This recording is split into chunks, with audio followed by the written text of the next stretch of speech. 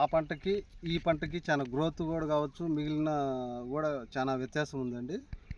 ముందు పద్ధతిలో అయితే ఇంత సాగుకు ఇబ్బంది, ఎరువులకు కూలి ఖర్చులు కావచ్చు, భూమికి వేసే ఫర్టిగేషన్ కావచ్చు, వివిధ రకాల చాలా వ్యయ ప్రాసతో కూడినగా విధంగా ఉండేది. ఈ పద్ధతి చాలా ఈజీగా ఉండదు. ఈ డ్రిప్పే కేవలం మనం ఇంత పంట సాగు చేయడానికి కారణమైతే నా ఉద్దేశము. గవర్నమెంట్ 90% ఇవ్వడం వల్ల రైతులకి చాలా ఉపయోగపడింది అనేది నా ఉద్దేశం అండి. గవర్నమెంట్కి కూడా మనం ప్రత్యేకంగా నా తరఫున అయితే ధన్యవాదాలు కూడా చెప్పుకునే ఒక అడుగు ముందుకేసి చెప్పగలుగుతున్నాను. నా వ్యక్తిగత అభిప్రాయం అది.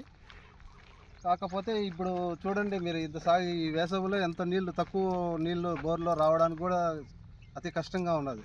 కానీ ఇంత పంట చేయాలంటే డ్రిప్ అనేది లేకపోతే మనం ఇంత సాగు చేసేవాళ్ళం కాదండి. దాన్ని మనం రైతులు కూడా గమనించాలనేది నా నా అభిప్రాయము. అదే నీళ్లు కట్టేటప్పుడు 10 గుంటలు సాగు చేసేదానికి ఎంత శ్రమ ఉండేదో, నీళ్ళు ఇప్పుడు వచ్చే కరెంటు కావచ్చు, ఇవి కావచ్చు, మనం వేసే పద్ధతులు కావచ్చు, చాలా ఖర్చుతో ఉండేది. ఇప్పుడు మనకి ఈజీగా ఉంది, ఆటో వేస్తున్నాము, దాని పాటికి అది పోతూ ఉంది. ఎరువులు ఈజీగా ఎక్కిస్తున్నాము, ఫర్టిగేషన్తో 15 నిమిషాలు ఆడ కూర్చుంటే ఎరువులు పంపించేస్తున్నాము. ఆ నాణ్యత వేరే, ఈ నాణ్యత వేరే, రెండింటి కూడా నేను వ్యత్యాసం కూడా చూశాను.